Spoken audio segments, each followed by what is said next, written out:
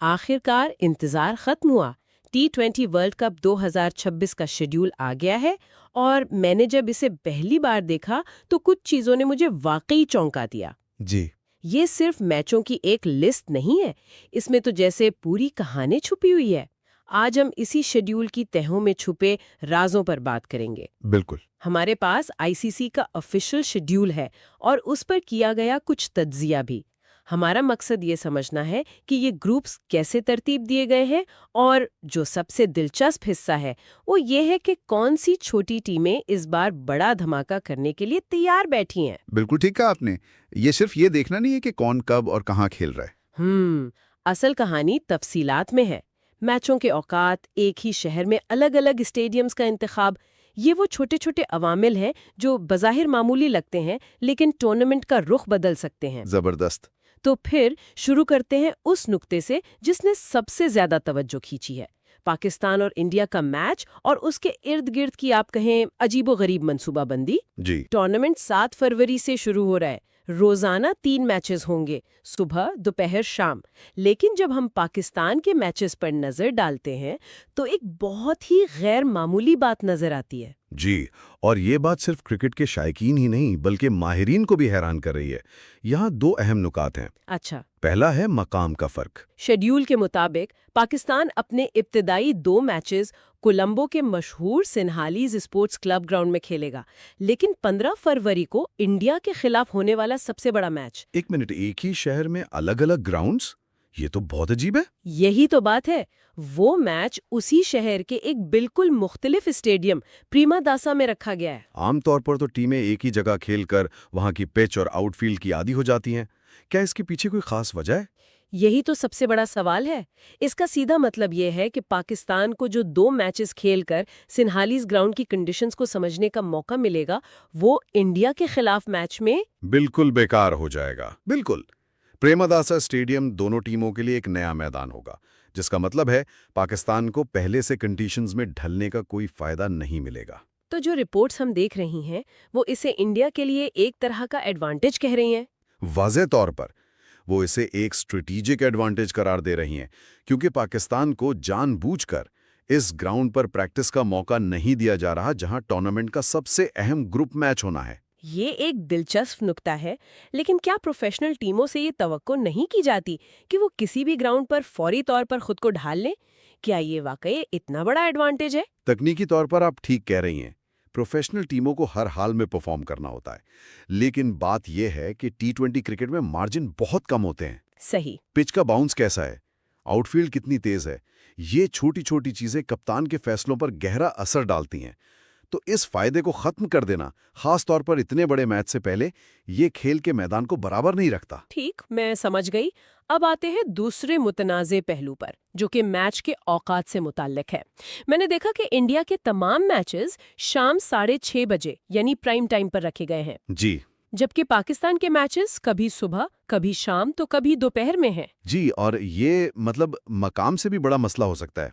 India के तमाम match शाम को करवाने का मतलब है कि उन्हें हर बार एक जैसी कंडीशंस मिलेंगी। और बरे-सगीर में शाम के मैच का मतलब है ऑस, ड्यू फैक्टर। बिल्कुल, ड्यू फैक्टर। अच्छा, जरा हमारे सुनने वालों के लिए इस ड्यू फैक्टर की अहमियत वाजे कर दें।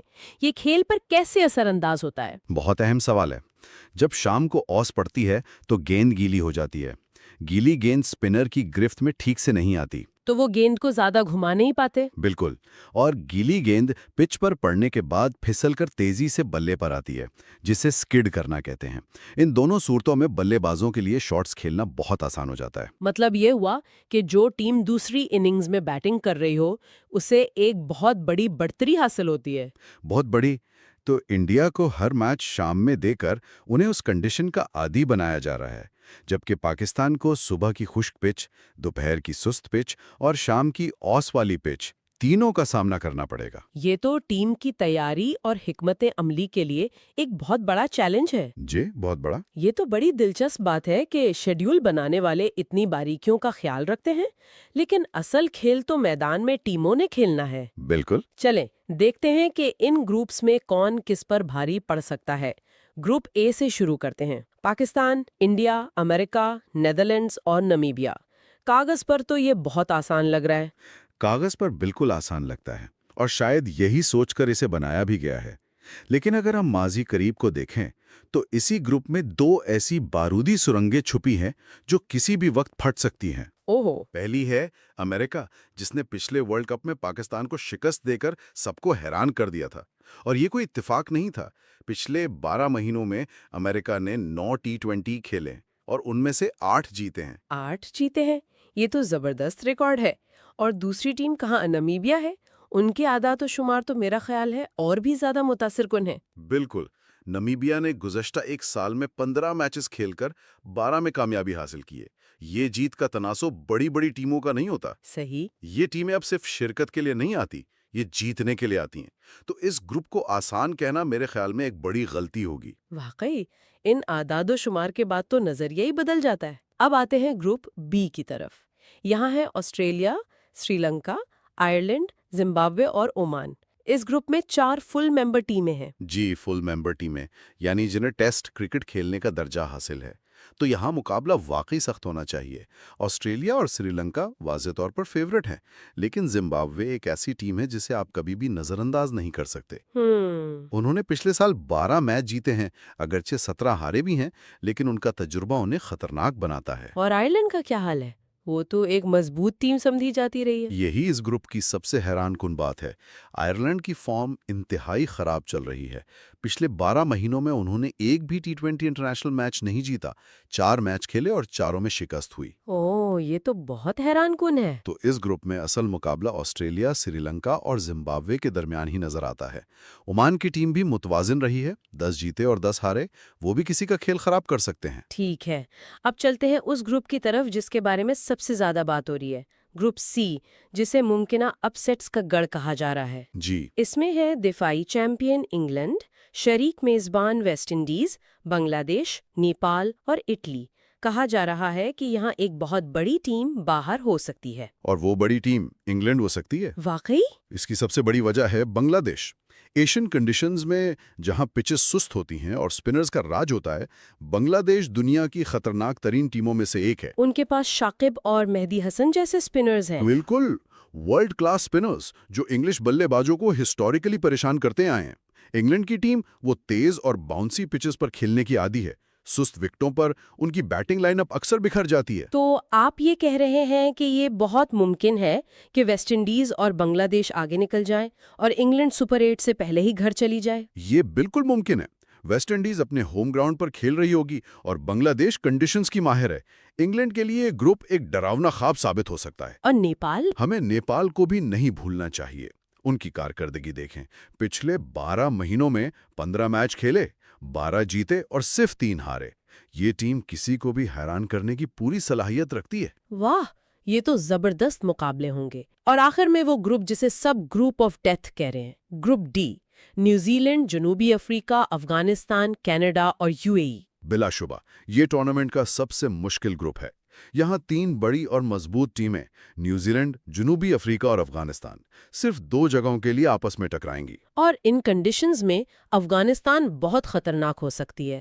میں افغانستان کو نیوزی لینڈ اور جنوبی افریقہ کے برابر کا خطرہ سمجھتا ہوں۔ ان کے پاس راشد خان، مجیب الرحمان اور نور احمد کی شکل میں دنیا کا بہترین سپن اٹیک ہے، جو سری لنکا اور انڈیا کی پچز پر تباہی مچا سکتا ہے۔ ہم نے پچھلے ورلڈ کپ میں بھی دیکھا تھا کہ انہوں نے بڑی ٹیموں کو کتنی مشکل میں ڈالا تھا۔ بالکل، تو یہاں کسی ایک بڑی ٹیم کا باہر ہونا تقریباً یقینی ہے۔ اور اس گروپ کی ایسوسیٹ ٹیمیں کینیڈا اور UAE؟ ان کو کمزور سمجھنا بھی غلطی ہوگی۔ کینیڈا نے پچھلے 12 مہینوں میں 17 میچ کھیل کر 13 جیتے، یہ بہت متاثر کن ریکارڈ ہے۔ اسی طرح UAE نے گزشتہ ایک سال میں 18 میچ جیتے۔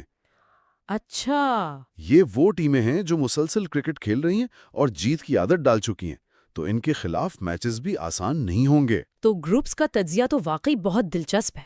یہ صاف نظر آ رہا ہے کہ اس بار ٹورنامنٹ میں کچھ بھی ہو سکتا ہے۔ اب ذرا ٹورنامنٹ کے آخری مراحل کی طرف چلتے ہیں۔ جی، سپر 8 اور فائنل کا کیا شیڈیول ہے؟ گروپ مرحلہ 20 فروری کو ختم ہوگا۔ اس کے بعد 21 فروری سے 1 مارچ تک سپر 8 کے میچز ہوں گے اور پھر 4 اور 5 مارچ کو سیمی فائنلز۔ لیکن یہاں فائنل میچ کے مقام کے حوالے سے ایک ایسی شرط رکھی گئی ہے جو میں نے آج تک کسی بڑے ٹورنامنٹ میں نہیں دیکھی۔ ایک منٹ، وہ کیا ہے؟ فائنل تو ایک ہی جگہ طے ہوتا ہے ہمیشہ۔ اس بار نہیں، ذرائع کے مطابق فائنل کا مقام اس بات پہ منحصر ہے کہ پاکستان کی ٹیم فائنل میں پہنچتی ہے یا نہیں۔ کیا مطلب؟ اگر پاکستان فائنل کے لیے کوالیفائی کرتا ہے تو فائنل 7 مارچ کو کولمبو، شری لنکا میں کھیلا جائے گا۔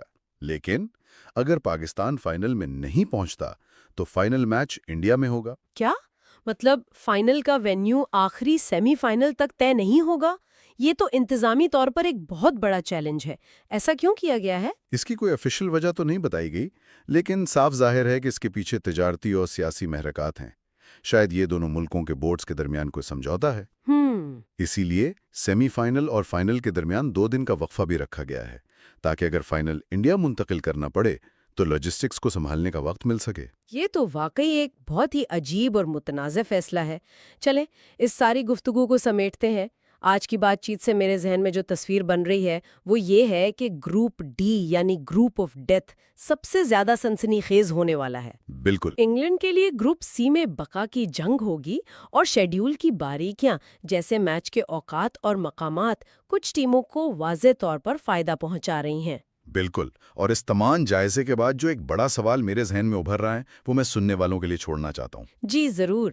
اس تمام جائزے کے بعد یہ سوال پیدا ہوتا ہے، کیا اس طرح کا شیڈیول واقعی ٹورنامنٹ کو مزید دلچسپ بنانے کے لیے ہے، یا یہ اس بات کو یقینی بنانے کی ایک پیچیدہ کوشش ہے کہ تجارتی لحاظ سے سب سے اہم ٹیمیں ہر حال میں اگلے مرحلے تک پہنچیں؟ اصل کھیل تو میدان میں ہوگا، لیکن دیکھنا یہ ہے کہ امریکہ، نمیبیا، نیپال اور افغانستان جیسی ٹیمیں ان منصوبوں اور اندازوں کو کس حد تک غلط ثابت کرتی ہیں، کیونکہ کرکٹ کی خوبصورتی اسی غیر یقینی صورتحال میں ہے۔